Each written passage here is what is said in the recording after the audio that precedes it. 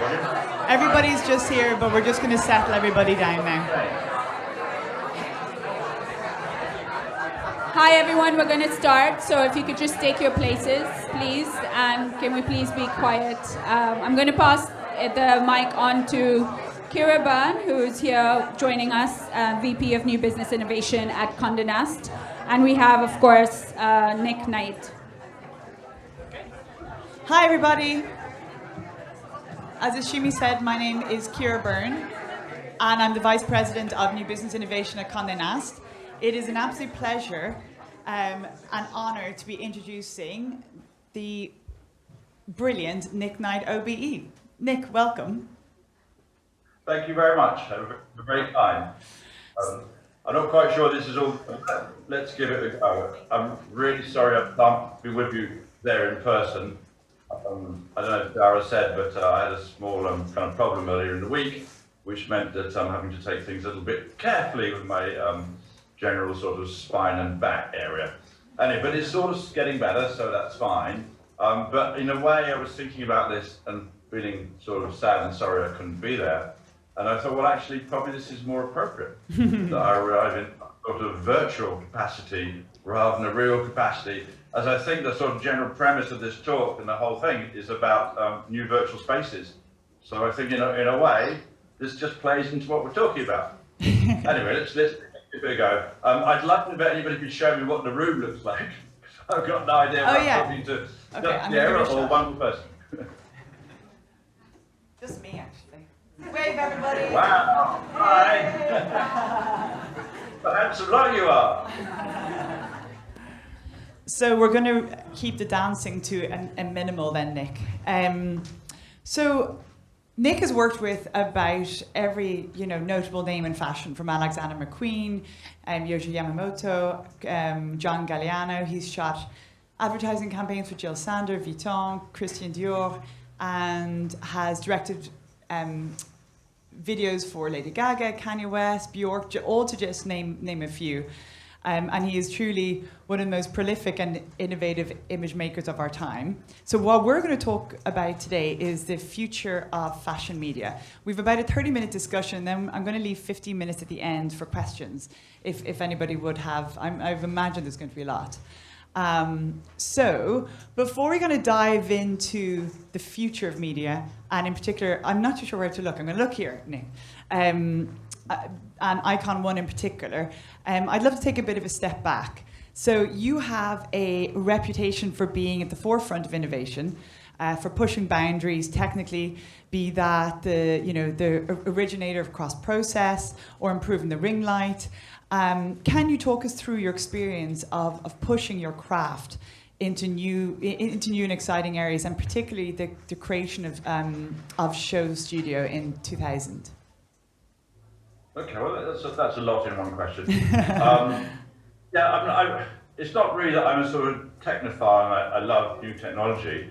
It's just a lot of new technology, whether it's a different lens on your camera or a way of processing your film or whatever it is, shows you things perhaps you couldn't see before. And we're all, I think, after seeing new visions and seeing things that surprise us and seduce us and take us to another place. So that's always been the case with my work. So I've never really wanted either to repeat work done in the past, nor have I wanted to emulate anybody else, because they're brilliant image makers. But that's them. I didn't want to be a version of.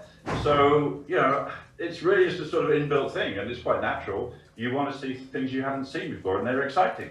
And, it was exciting when I'm amazed that you know about this, Ciara, when I started cross-processing film. For those who don't know, that happened way back in the 1980s, and you've got a film that should be processed in one developer, and you process it in exactly the developer it shouldn't be processed in, and then lo and behold, you get something out which you quite surprising. And at that time, most colour photography was done using transparency film. I've probably lost half the audience now. Anyway, not at all. Everyone's nodding along sagely. But I wanted colour photography that looked as strong as black and white. The whole dominant thing in colour photography at the time was to look realistic. I thought, why black and white doesn't look realistic in that way, so why shouldn't we have that in colour? Anyway, there's no difference to that desire than it is to the first time that I used a Quantel paint box, which was in 1989, I believe, that could do things that photography just couldn't do. You know, it could take easily backgrounds from one picture, put on another. It could change one head of the person for another head all seamlessly. Just things that were outside the reach of sort of conventional photography. So I guess throughout the 90s, you know, it became sort of clear there was this big sort of shift going on with image making, and it really became almost impossible to define myself as a photographer because everything I did was sort of outside of the parameters that defined photography. In the beginning of the 1990s, I thought fashion should be seen in movement. You know, we have fashion magazines, and they've been fantastic for the last 100 years, but, you know, every designer creates a piece of clothing to be seen in movement. So therefore, shouldn't we try and show it as the designer originally saw it? So I started on this sort of quest of trying to create fashion film, which at the time, way back in 1992 or something, I was going to distribute to people via VHS cassette. So most of the other half of the audience gone. It was an old-fashioned video cassette, which I was going to mail in the post to all the people I was in awe of in the arts. Anyway, that didn't happen, and to save that, in the middle of the 1990s, as you all know, the internet was born. And all of a sudden, here was a global network, at that time, very much embryonic, but was kind of clear, right back to sort of near, I think I came across about 1997, 1998, and it was clear that this was something incredibly different, with huge possibilities, and therefore, you know, in that way, it was very exciting. So I started SHOWStudio in 2000, really as a platform, partly to show fashion film, not that you could show it in 2000, but partly to show fashion film, and partly to just have fun and try to do things with this new technology. We were scanning, 3D scanning back in 1999, and immediately it became obvious that if you scan something, you could make a virtual representation and you could make a virtual model. And if you had a virtual catwalk, that virtual model could walk in a very clunky kind of way down this virtual catwalk, and all of a sudden it was a kind of, oh, well, fashion can be very different then, can't it? So there's a few things starting to happen. It felt for a long time like being the only kind of kid in the sweet shop. You know, there was A, not many other people in that space, and B, enormous amounts of things to do. So we started trying to create fashion film, we started working with 3D scanning, and we started broadcasting live.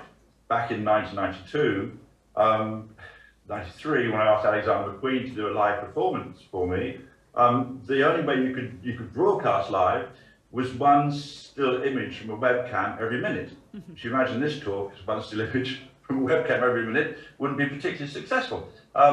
Anyway, so Lee McQueen said to me, well, I said to him, how long is it going to take you to do this transformation? Because he wanted to transform a man into a woman, to do a bridegroom into a bride, live on camera.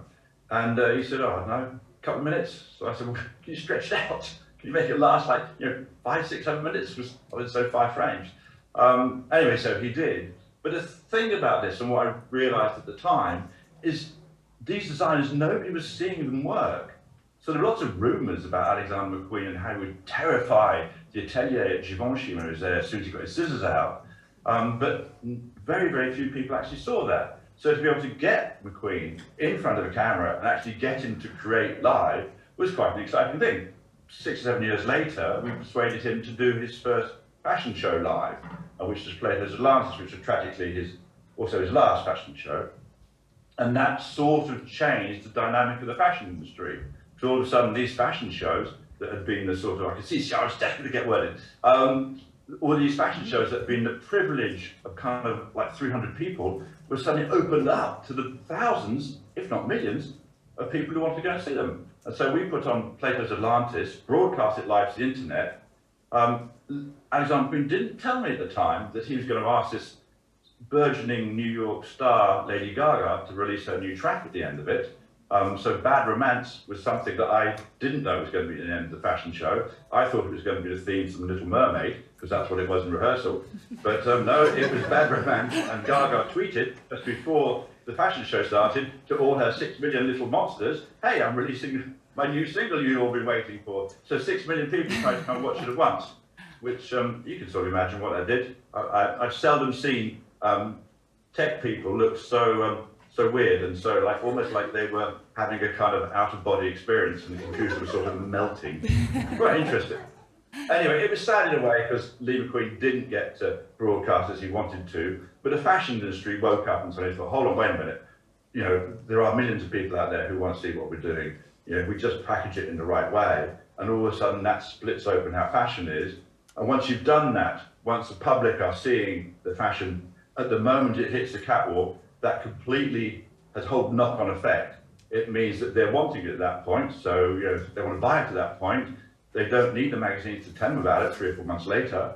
They've already seen it. It just starts changing the whole dynamic of the industry, and the industry is still in flux now, trying to find out what to do about this and how to work it, and do we forget magazines, do we move all online, etc., etc. So there's been big changes. Anyway, that was sort of just launching on into it. And Ciara, you look like you wanted to ask me questions throughout that. So yeah, there was so many interesting points in there, wasn't there? I think, you know, one thing that strikes me about your process and SHOWStudio, you know, it's extremely collaborative, but it's also extremely transparent. And that's not something that you always see within fashion media. There's this, you know, striving for perfection in fashion, which can stifle development. And I'd love you to talk a bit about how you see your creative process and sharing your creative process with your community, which will really tie into the next question around Icon 1. Okay, well, yeah, one of the great joys of working on the internet is it's a two-way communication. You know, it was very unsatisfactory before that you would do your photographs, put them in a magazine, wait 4 months or 6 months, and then they'd be published, and then there's no way that you could tell what the audience thought of them, so you just go on and get the next series done. When the internet came along, at last we're in touch with our audience, and that's the sort of situation we're in now. I think what you're talking about a little bit, you know, SHOWStudio for me was and is a platform where I can work with the artists that I see all across the internet, frequently on Instagram actually, and try and get them involved. And you know, there are people doing amazing things quite off their own bat. They're not waiting for, you know, advertising. They're not waiting for it to be told they need a runway. You know, they're just getting on and creating. So SHOWStudio is a platform which, you know, I can get sort of artists in to work with, whether they're young debuting artists or whether they're people who we all know. You know, it was just provided a space. I think the special thing about SHOWStudio, which I sort of realised is quite rare, we don't do it for money. There's nothing being sold on SHOWStudio. It's not a business. I mean, obviously there are different ways of money coming in and out of it, but it's not, we don't have anything to sell. We're not trying to sell anything. And when you're working with something, you're trying to create something that isn't to shift more units, to get more followers, you know, that makes a very different dynamic. That means you're actually working for the art itself and not for, you know, just merely profit for yourself or somebody else. And that is a sort of different dynamic. I'm not saying we're totally, you know, free from any form of money, and people do, you know, do occasionally sponsor things on SHOWStudio, and there is some of that, but it was never set up to do that. I didn't say, oh, how can I make $1 million on the internet in 2000? I just wanted a space where I could do things that I wanted to do, and where I didn't have anybody corporate saying to me, no, you can't have that girl on the front of SHOWStudio, you've got to have this person. I just wanted to work for the love of it, you know, not for the profit of it or somebody else's profit, and you take it on their values. And I think that's really important in creativity, that actually, you know, it's the art that we should be championing. It isn't the profit, it isn't the business. Also, I think in your question, Ciara, I seem to detect you want to know a little bit about the process. There's something very important, I think, when one talks about the process, is that it's not about seeking perfection. It's simply about trying to find something you haven't seen before. And I think that we've spent a lot of time trying to hide away the mistakes, trying to pretend that it's all, you know, exactly how we intended it, and you know, it's all sort of free of problems and things that don't make sense. Life is infinitely complicated and infinitely beautiful for its complication. You know, there shouldn't really be just black and white. There should be the multitude of shades of grey that exist in between. You know, that's what makes life rich and beautiful. So I've never really questioned perfection in the work I do.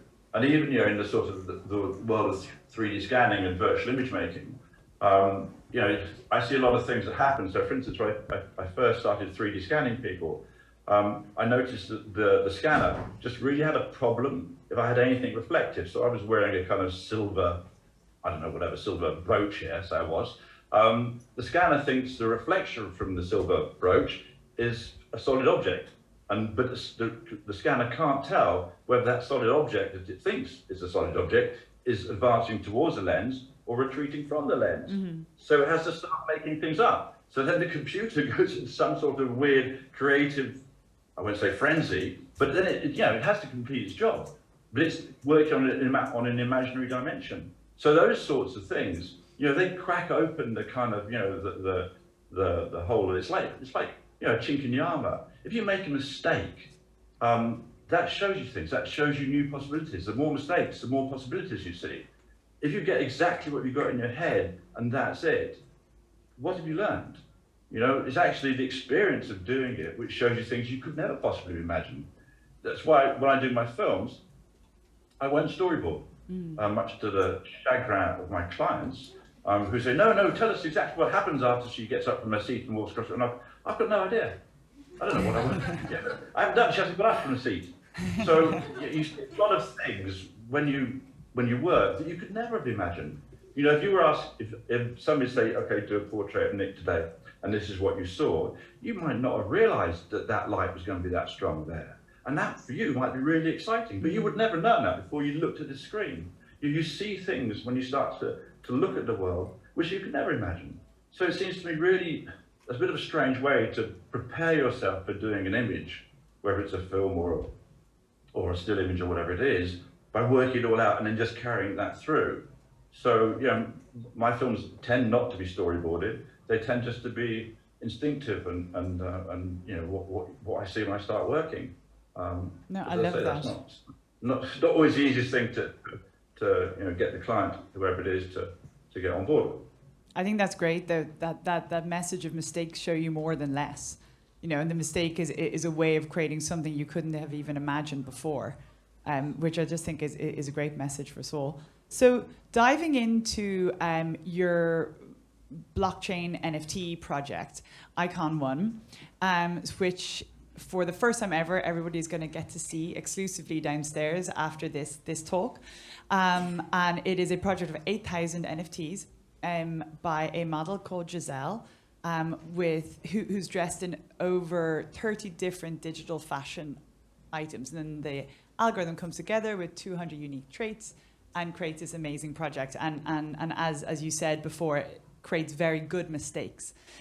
We'd love to hear how you came about this particular project, why Giselle, and how did you select the collaborators on the project? Okay, well, again, your questions are beautifully full of a multitude of different questions. But let me see if I can try and answer it, and just redirect me if I come off track. I guess we can wind back to the beginning of the pandemic a little bit, where the fashion industry suddenly thought, oh no, what on earth are we going to do? We can't physically get ourselves together. How are we going to be able to manifest? How can we go on? Edward Enfield phoned me from Vogue, and Riccardo Tisci phoned me from Burberry, John Galliano phoned me from Margiela, and all had the same question: what on earth are we going to do? We can't show. So we came up with different solutions for them. And one of them, and it's pertinent to this, was for Riccardo Tisci at Burberry, where he wanted to work with the model Kendall Jenner.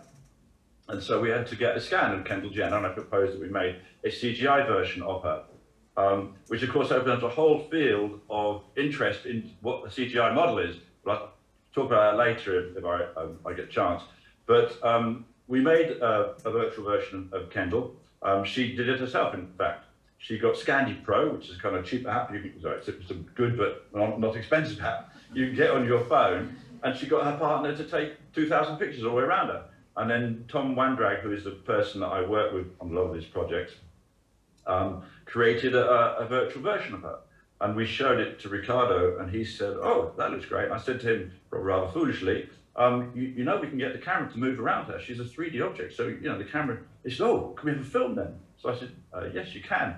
The only thing we hadn't done is budgeted for the time that made a CGI. So by doing a still, that takes a certain time. You've got to animate the whole thing, as some of the audience will know. It's enormously time consuming. So we're in a sort of rush to try and get this film done. But so we put out a film of Kendall. We did a whole different way of working. I was directing films via Zoom, and I still am. I can't remember what day it was before I did my backing.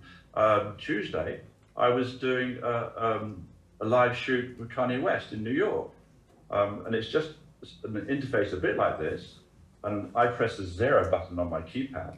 I can see through the camera that's positioned in New York, so I can see Ye through the camera.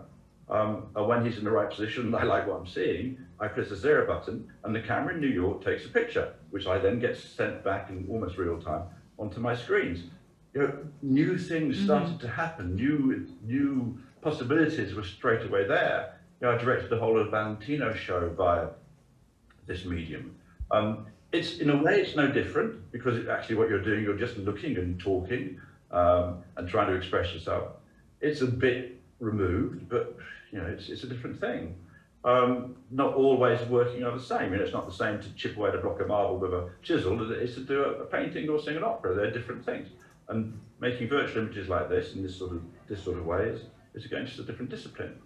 Anyway, it occurred to me at the time a couple of things. One, there was a few avatars going around, but they weren't satisfying me artistically. I wasn't looking at things and being enormously impressed. And a lot of my images I worked on, I do a lot of posts on some of my images, and you're almost really creating a digital entity in itself. So I thought, well, why not I just take the fashion imagery I've been doing as stills and make that into an avatar? Why should we not do it to the same degree of beauty that I strive for? Why would we accept that people should look like a kind of funny cartoon? Why can't they look as gorgeous as some sort of Renaissance painting? Or why don't we put our heart and soul into trying to create something of great beauty? So that was a sort of desire and a sort of a question mark. And I wanted to work with a person called Ugly Worldwide, or Giselle. I'd known them when they were a model. I found them on Instagram, where I find a lot of the people I work with in every field. And I'd come across them probably about 6 years ago. And they were in a Chicago model agency, and Giselle shaved their eyebrows off, and the model agency sacked them, said, "You'll never work again, get out." So Giselle shaved her head off, shaved the hair off. And I saw her and thought, she's probably one of the most beautiful people I've ever seen. I've got to work with this person. So I wrote to her on Instagram, flew her across, did some work for Condé with her, and then ensued a relationship where I found them to be incredibly creative with their own image. So if you want, that's what I was talking about beforehand, Giselle is somebody who's creating her image non-stop. It's going out, and there's a whole kind of world going on around her, just sort of around them, because that's what they want to do. The relationship between the model and the sort of fashion world, in my opinion, has been a little bit lacking in the past, and I wasn't ever really very happy with it. Conventionally, models, great models, are referred to as a blank canvas. Now, I think that's somewhat insulting to somebody who's got almost certainly like everybody else, a rich life and a rich character and all manner of things to say. But back in the day, people would say, "Oh, you should work with so-and-so. They're a great blank canvas. Do anything to them and they become the..."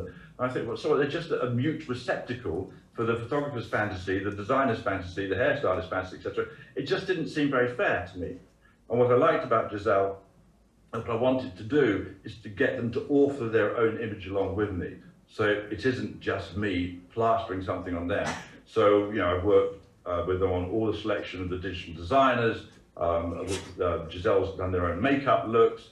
We work with Eugene Solomon, who is one of the great hairdressers. If you put like the top 3 hairdressers in the world today, Eugene would be in the top 3. Fantastic man, and very much in touch with the sort of physical world. So, he would make hairstyles for Giselle out of some eucalyptus bark, some cabbage leaves, my gardening shoe, anything that came to hand. And it was a good balance between the sort of beauty of the digital designers, digital-only designers, and Eugene's kind of objects that we scanned and then placed.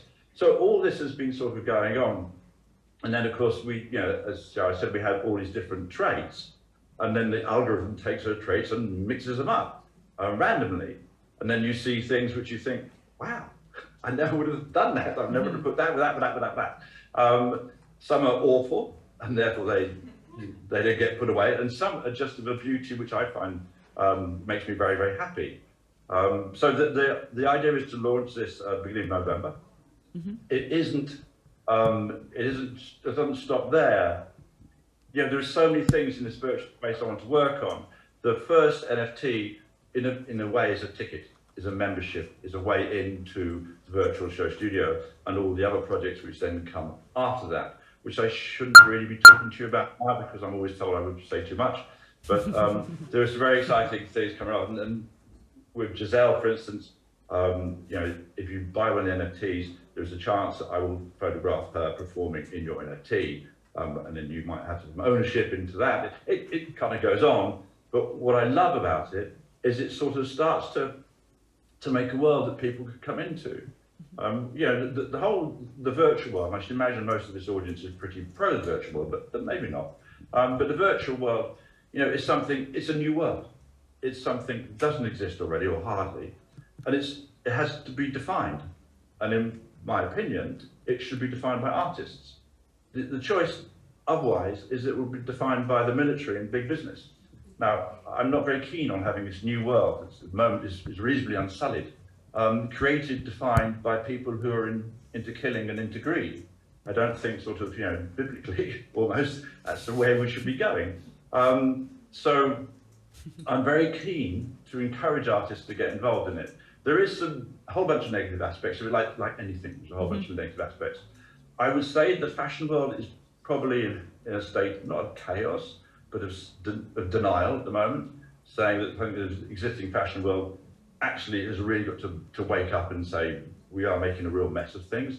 You know, we're incredibly polluting, we're incredibly wasteful, you know, our values are synonymous to greed, and you know, there's a lot of really bad things that I think the fashion world has to start to own and has to start to look into. I don't see that it's necessary that we keep on doing it the same thing all the time. I think fashion should be about the future. It should be about creating new things and new visions and new desires. And if we're going to go into a new world, you know, we do have a physical appearance in the new world. So fashion becomes relevant to us. There's never been any society, anywhere ever, that hasn't had some sort of adherence to fashion, whether it's to show sexual availability or orientation, your place in that society, or whatever it is. Fashion is used as a code, a set of codes, if you want, to try and express things that we play with. There'll be no difference when we go into, or when we're in the metaverse or Web3 or whatever you want to call it. These new spaces will have their own visual codes, which I think are fascinating. You know, I told Ciara a little story on Friday when I spoke to her, of going rather unwittingly to meet two Russian, this sounds much dodgier than it's going to be, two Russian twins who make dolls. The Poporev sisters make these fantastic dolls, and they made a huge virtual space to show off their dolls and to you know, to show off their films and everything else. It's incredible, like the Tate turbine hall. It was amazing. Anyway, so they wrote to me and said, well, I'd like to come and have a tour with them. They show me around.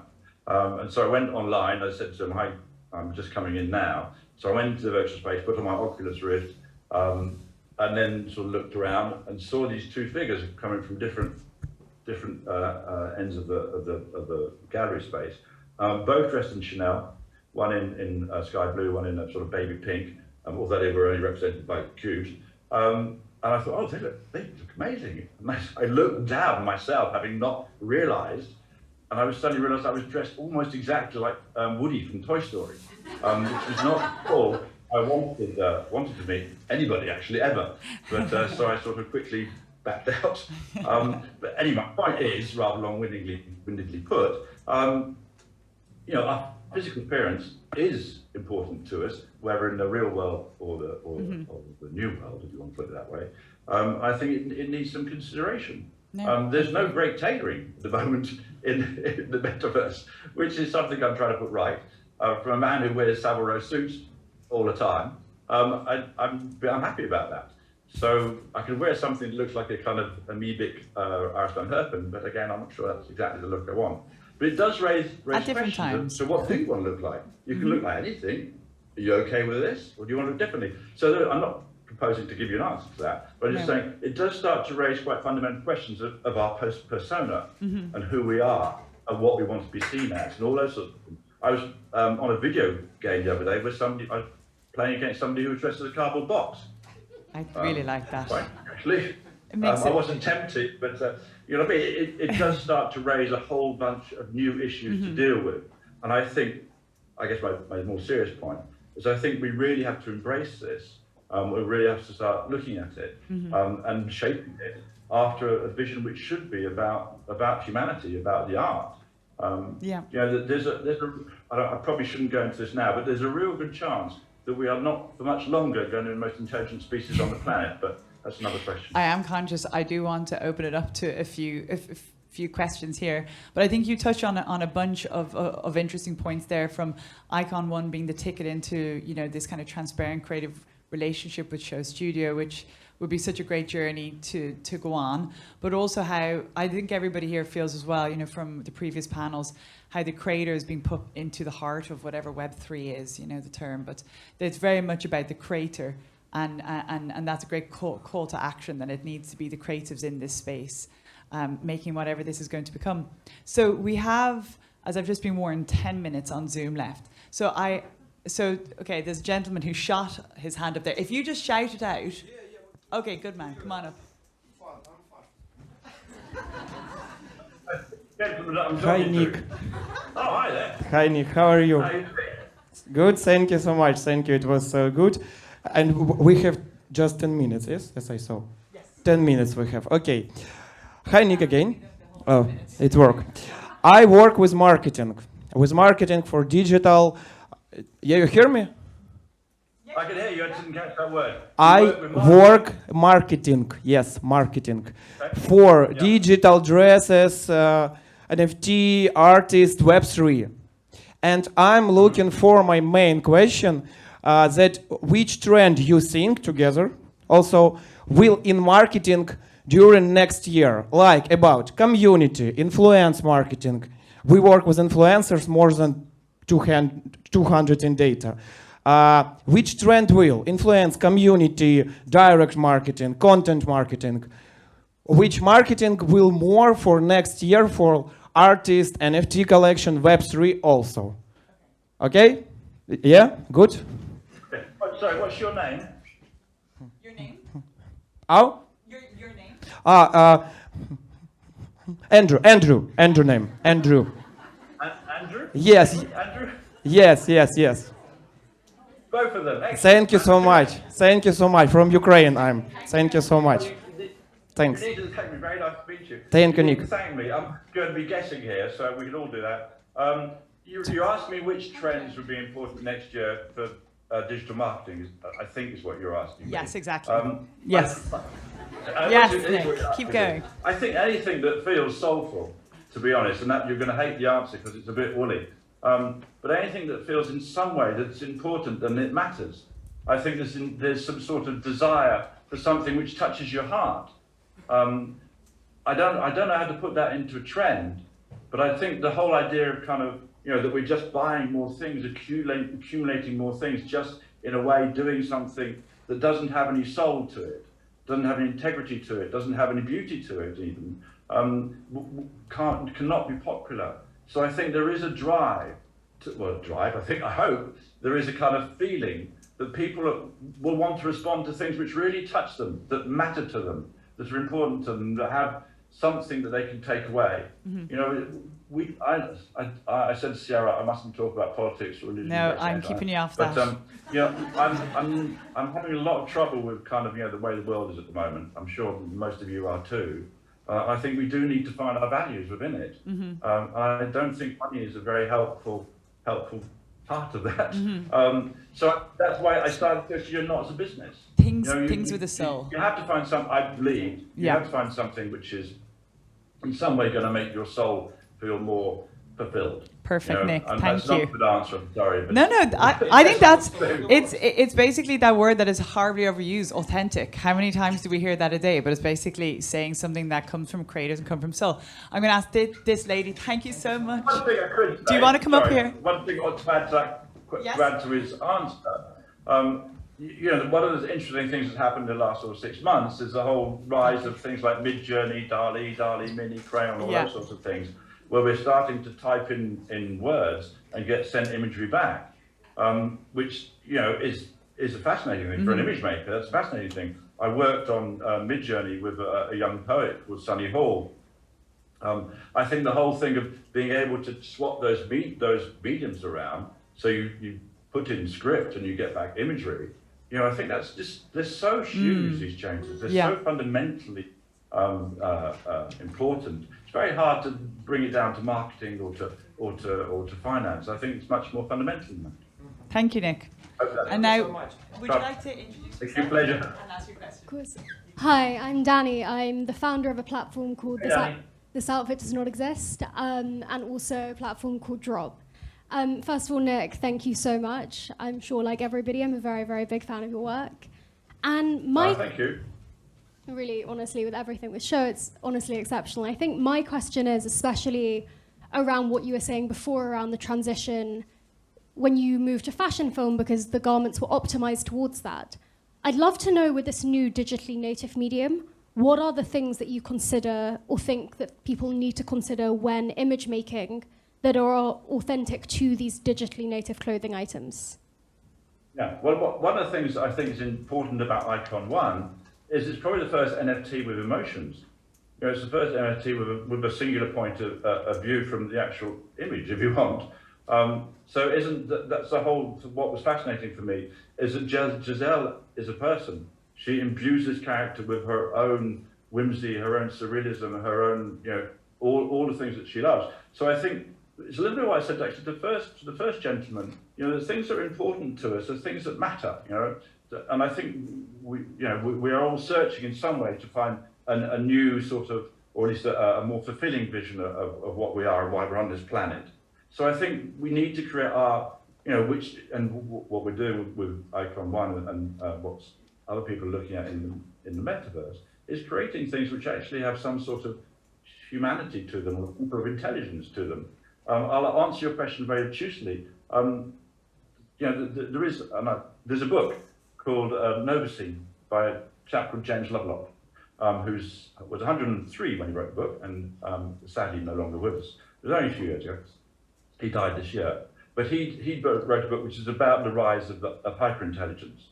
We are now looking at a situation where we might have to cede our place of being the most intelligent species on the planet to some other species. But that's evolution, and evolution happens usually for the better. And I do think we should entertain the idea. I'm sorry this sounds completely off track, but I do think that we need to at least say, maybe when we are the only life form in the whole universe. Maybe we are, maybe we're not, but if we are, then we have a sort of an overarching duty, if you want, or an overarching mission to keep intelligence going. Because if the world dies out and we haven't expanded, and we haven't taken our intelligence and the intelligence that we created further than this planet and it goes, then the universe can fall to be nothing, can be nothing at all, and that nothing is forever. So, I do think there's a mission there. So, although that's a rather big, fanciful statement, I do think it's important we get the bigger picture. If you don't have the dream, if you don't have the sort of, the desire to really take things further, then I think you tend to go around in circles. I don't want to sound like I'm some sort of religious nutcase or whatever nutcase. I just don't want to sound like a nutcase. But I just do think that there is something really important we're all embarking on. And that shouldn't become a burden for us, that should become a joy for us. And we should enter this space with some feeling that we're doing something important. So I'm sure that doesn't answer your question. That was quite an answer. Thank you so much. Thank you, Nick. I'm just conscious, I think we're going to lose time on the Zoom now, and we're going to run out of time, because it gave me the little message there. We got a cheap Zoom call. What was that? Sorry, Nick, hold on a sec. Okay. Why don't we just keep going for another 5 minutes? We're going to take another question. If you're kicked off, can you just rejoin the link again? Okay, so that you're still with us. Okay, we have a ton. There was a lady back there. She has a beaming smile, and I think she is keen to come up here. Yes. No, sorry, this lady here, the beaming smile lady. Sorry, excuse me. Oh. I could see you a mile off. You're like, oh no, here he goes. Okay, so I'm now going to have to answer for Nick. Hopefully he'll join back on now in a moment. Do we just start again? Wi-Fi cellular, I guess. Oops. The suspense. Will he return?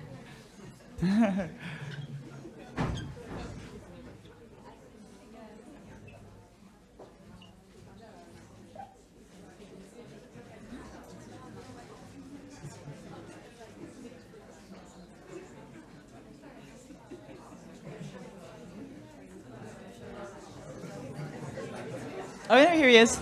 He's back again. Perfect. Yeah, Grant. Yeah, we've got him. Oh, Nick, well done. You're back again. Yes, that was close shot. That was good. Okay, we have another lady here for the question. Sure. Hi, Nick. I have a quick question about the way that you actually deal with brands. A lot of the concepts you described of how you've approached innovation and how you've convinced brands to trust you, to go into the direction they didn't want to go and experiment with different mediums, that's the same mission with Web3. We all want to do the same thing. We want to introduce them to new ways of doing things. So now that we are entering into a territory that might feel really scary for brands to digitize their work or just to kind of be afraid of the ethos of decentralization, what can we do to help them step into this space and align with the mission of Web3? Sorry, I didn't catch your name. So sorry. Oh, my name is Anara. Is what, sorry? Anara. Okay, still didn't catch your name. Anara. Anara. Anora? Anara. Excellent. Lovely name. Okay. What your question was, how do I convince people to do things they don't want to do? Yes. Precisely. By believing in them, I think. By simply believing in them, and I'm not great in an argument because I find it quite tricky to sort of accommodate the other person's viewpoint, which is a fault of mine. And I guess if I'm being enthusiastic about something, I can't see why nobody else can see it that way. A little bit, I would hate to say I'm dogmatic. I'm sure my wife would think I probably am. But I just get very excited about stuff, and I think enthusiasm is super kind of important. You know, one of the things that really keeps me going at SHOWStudio, when things get a bit tough, and they do, of course, is that I work with really enthusiastic people. So the team at SHOWStudio are amazing. And you work with people who are so enthusiastic and so clearly excited by what they're doing. It sort of carries you along. I think that enthusiasm is one of the best things. If you're doing, I'm not sure your profession, but if you're doing a shoot, there's a really interesting dynamic on a photographic shoot or an image making shoot. As soon as something goes wrong, and it's one of those things that some sort of young photographers get wrong, is that as soon as something goes wrong, they dramatize the thing that goes wrong, and they become cross or agitated or whatever it is, or frustrated, and you'll see that the dynamics of the shoot drop. Everybody's emotion, everybody's enthusiasm just drops, and it's much, much harder to then get that shoot going again. But when something goes wrong, and on every shoot it goes wrong, believe me, every time, everywhere, it always goes wrong, you just have to take it. It's what it is. There's no mistake. It's all part of, you confront failure, you experience failure all the time.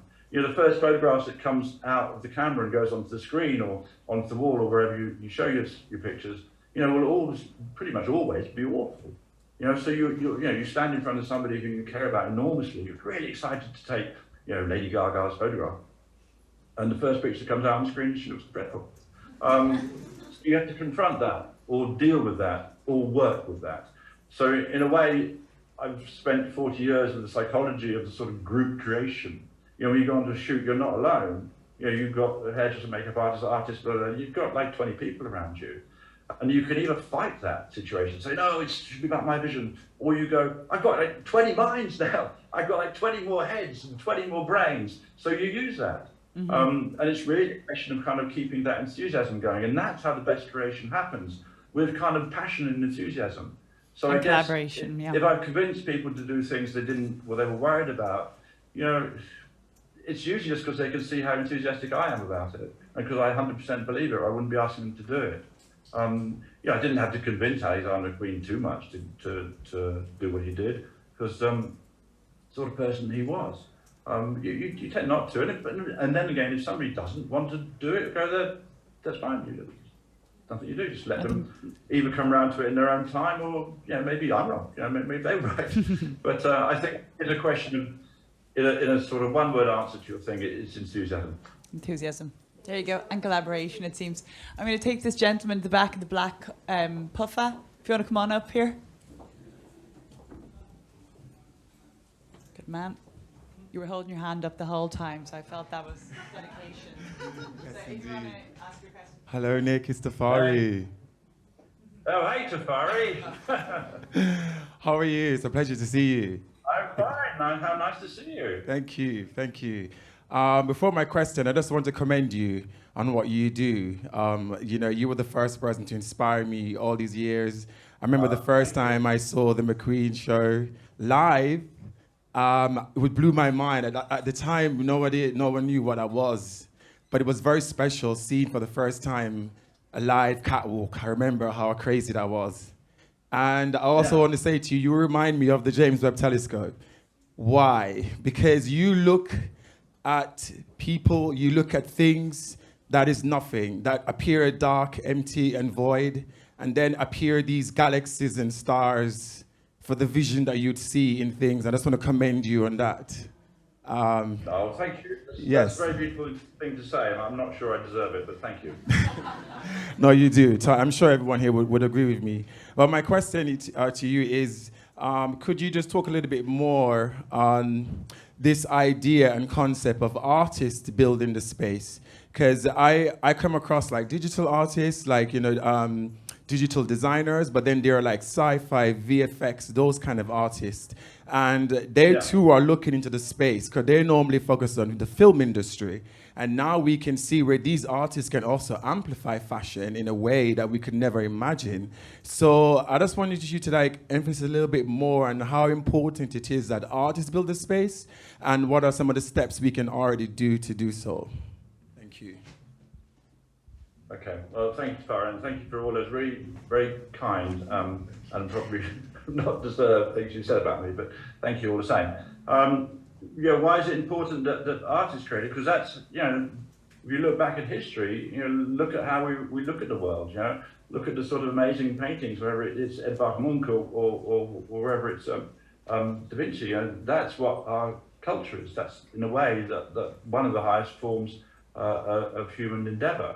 So yes, it's important. I think we would all feel in some way that it was an uplifting experience to go around and see any of the great art that's been created throughout the last sort of hundreds of years. I can't imagine going and looking at all the great business deals that have been made. But again, that's got a museum. But I guess there are lots of people out there who I work with on lots of different ways, because you're always working with different teams and you do different projects, and I work in lots of different ways. So I see a lot of specialists in their field, in terms of prop designers and hairstylists and set builders and all that sort of thing. And these people put every amount of love and energy into what they do. I know a great guy called Ed Griffiths, who makes leatherwork for films like June and that sort of thing, June 2, whatever it was. And the love this man puts into his craft, is unparalleled. And those sort of people are the sort of people I enjoy. I really think that there's something really great in seeing the human mind working in that way.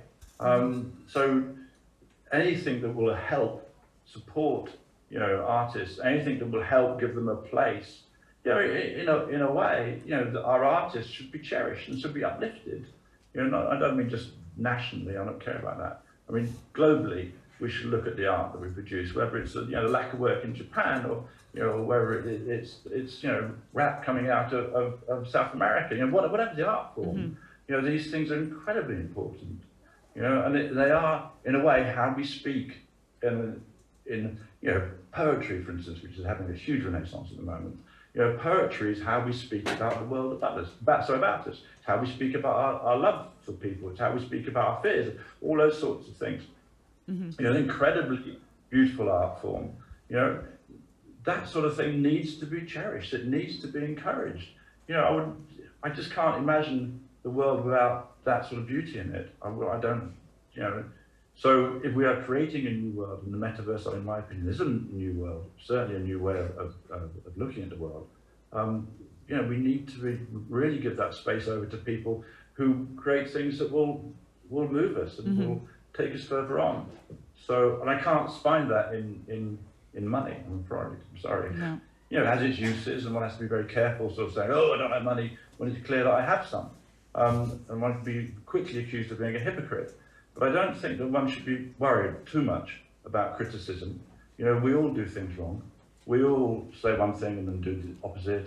But if you're trying to make some sense of the world around you, if you're trying to deal with these conflicting opinions and conflicting states, you know, that's the best thing you can do. There isn't one single answer to anything. There's always multiple answers. There's always a different way of looking at things. There's always a new perspective.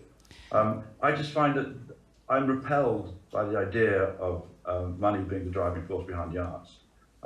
In many ways, you know, maybe all art. You know, Richard Prince, Damien Hirst, whoever you could have mentioned, should be sold for 100 quid, and that's it. Me, myself included, should be sold for 100 quid, and that should be a cap. Then let's see. Yeah, I like that idea. Going down that route. But, I'm going to ask. We've got. That's going to upset a lot of people. No, not at all. We are going to take two last questions, and we're going to make them, because we are conscious we've kind of gone over time. We're going to take this lady here and this lady then after. So come on up. Hi, my name is Tulasi. Hey, Tug. Hi, it's lovely to speak to you today. I'm currently a student at Ravensbourne University, and I'm on the digital design pathway with Adam and Drasic. And I was wondering, as a kind of, with COVID-19 being a catalyst, how as an image maker do you engage with digital design garments in 2022? Well, I couldn't, to be honest, one of the ways we've engaged with them and are engaging with them is Icon One. You know, Giselle has a wardrobe of some of the most beautiful digital designs I've ever seen. I was saying to Ciara on Friday, you know, Giselle is actually the best dressed person in the metaverse. She has a huge wardrobe of like 200 digital only designs. I mean, if you can tell me somebody else that does, that's great. But I think, you know, so I started working with Adam and Drasic when the pandemic happened and the students couldn't show their work. So we started showing it on SHOWStudio. And that's, I guess, at that point where I started seeing work, a lot of digital only designs coming out. So, you know, anybody wants to submit to SHOWStudio, I do see them. You know, people who submit work to SHOWStudio, I see it. So if the question is, you know, how do I see new work? It's because either I get sent it, or I go, you know, scrolling around on Discord and Instagram and everywhere else. You know, I mean, Instagram's been going through a slightly weird period for the last sort of 6 months, where it doesn't seem to quite know whether it's up or down. It seems to have sorted itself out a bit this morning, actually, weirdly. But I see a lot of designers on Instagram, and I do answer as many of the DMs I can from people who write me on DM. I do try and go through them and answer them if they're not just being rude to me, which actually doesn't happen that much. But yeah, so I do try and engage in that way. And you know, for me, it's just a sort of, you know, a constant stream of exciting new ideas and new visions. I was, you know, when I, like 25 years ago, when I first started 3D scanning people, there were already programs in Japan where you could say, you know, the clothes you can, like you can now, but 25 years ago, it sounded thrilling that you could attribute a property to the clothes. So this shirt could be made of silk, or it could be made of leather. It would move like leather. So immediately you could start to see things like, okay, so we have a catwalk, and the dress starts off made of chiffon and ends up made of leather. It's going to move in a different way, you know. But then what happens if the model starts off as a person, and halfway through become half animal, and then half object, you know, and move. You know, so I started 3D scanning things like lawnmowers and bits of mechanics, and you know, and ballerinas and boxers, and trying to apply their motion capture to people. And so to see how they move, you know, actually, if you went to the Chromatica ball, and if you look at some of the things that the Chromatica ball that Gaga just had, you know, some of the motion capture we put on Gaga, you know, was it's not cross-species, it's cross-object. So, you know, it's a whole sort of new way of looking at motion. There's a moment in Chromatica Ball where Gaga walks on, it's like a sort of weird version of a Francis Bacon come to life. You know, that motion capture is just another beautiful tool or another beautiful thing to play with. I'm just straying off now. No, you are. So, I'm not. But question. no, you did. You basically said you know, send through your designs and Nick is guaranteed to look at them. Is what you just said. That's what I said. No, Really but yeah. No, So I want to see them. yeah, there you go. You know, there's nothing more Send them exciting in. than seeing new design. And we're going to take one last question because we were conscious we want to take everybody downstairs because your show of Icon 1 starts at 5 on the dot. Hi, I will be quick. Hi, I'm Anna from Cointelegraph, the biggest crypto media. So I'm head of special partnerships at Cointelegraph. My job is to merge Web3 audience with Web2. And first of all, my compliments to your job. I'm from fashion industry originally, so you inspired a lot of people, actually a lot of generations with the making fashion video. You're a progressive company, and I respect how you use NFT technology. My question is it difficult for you to use Web3 technologies? Is it difficult for you to install Web3 wallets, NFT checkout, wherever? And is it easy for you to communicate with Web3 community? And do you divide Web3 and Web2 in your sphere? Yeah. No, it's not really difficult. They're all just sort of kind of basic skills that you have to have. So, you know, I don't find that part of it very difficult. But as I said at the beginning, I'm not a huge technophile. I don't love technology for technology's sake. I love it for what it can do. But if you have to know how to work it, whether it's the 10-8 camera or zone system or whether it's opening a wallet, you know, you just need to know. I don't get much pleasure out of that part of it. I'm not sure that's your question. I'm sure there's something else in your question. About communicating. Yeah, like I ask you, do you feel the difference between communications with Web2 audience and Web3, who has crypto wallets, who knows how to buy NFT, who's familiar with Web3 technology already? Yeah. Yeah, there is a difference, but I think that's just a question of time. I think part of Icon 1, part of what my hope for Icon 1 is it will bring a new audience into this space, people who perhaps more be conventionally or traditionally involved in the fashion image making space. You know, so I think there are things that, you know, we are looking at which will make them want to come into the space. You know, showing people more possibilities is just a great thing to do. So I don't really have to convince people in that way. I think it's just like what we started SHOWStudio, you know, certain publications which will remain nameless couldn't quite see the point of the internet. So, you know, it has taken a little while to get that point. And I think there are certain people who are quite, you know, against all this, and some people for very good reason. But I think, yeah, if you're doing something exciting, and you're doing something which is heartfelt, and you're doing it for the right reasons, and you achieve something which communicates and which feels important, people want to come and see it. You know, it's the same I've said to students when I used to teach photography, you know. It's not what camera you have or any of that sort of stuff. It's not it's just, if you've got a great photograph, you don't have to sell that great photograph, you just have to let people see it. It's a great photograph. You know? So there are important photographs that will bring people into photography. And I think that's it. You know, we have to work to make great art. That's what we should be doing. And that will get rid of all the kind of, you know, worries about people not knowing how technically to deal with it or being slightly kind of anti-tech and all that sort of stuff. Because if it's great, it's great. It's undeniably great. And if it's a con, it's a con. So I think you really have to do something which, as I said, you know, is something you do with your heart and your soul. You put 100% into it. That's all you can do. You can't do more than thrive with the fullness of everything in you. You can't do more than give you everything. That is the most perfect way to finish our talk, I think, Nick. Put your heart and soul into it. So now everybody give Nick a wave.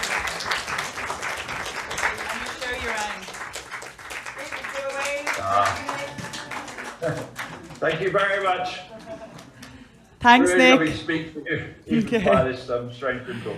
Okay, Nick, thanks a million. And we look forward to seeing the wonderful Icon 1 downstairs now, exclusively. Lovely. Great, thank you. All right, Okay, all right, wonderful. bye. Thanks, Nick.